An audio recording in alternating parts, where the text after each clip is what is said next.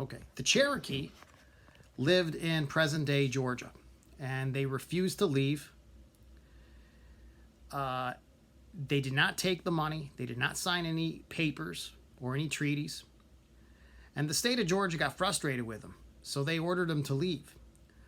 But instead, the Cherokee sued the state of Georgia, and they took the case all the way to the U.S. Supreme Court and won. The Supreme Court said that the Cherokee should be able to stay on their land and didn't have to move. So the Cherokee celebrated the decision, but shortly thereafter, they weren't celebrating at all because they found out that the president, Andrew Jackson, did not agree with that decision. Andrew Jackson simply didn't like the Supreme Court ruling, and he agreed with all the people who said that the Cherokee should be moved off that land so that American farmers could farm that land better. So Andrew Jackson is famous for his words. He said, "John Marshall has made his decision. Now let him enforce it."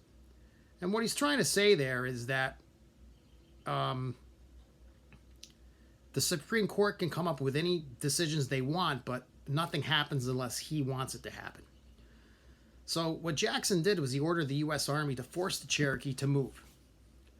And the Cherokee realize that fighting is hopeless.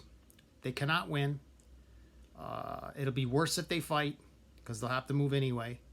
So very reluctantly and very sadly, 17,000 Cherokee pack their belongings and they move west. And they're going to walk over 500 miles from Georgia to Oklahoma. On the journey, 4,000 die from cold, hunger, and disease. Because they were betrayed by the government, they had lost their homes, they had no hope, and they now experienced the death and suffering.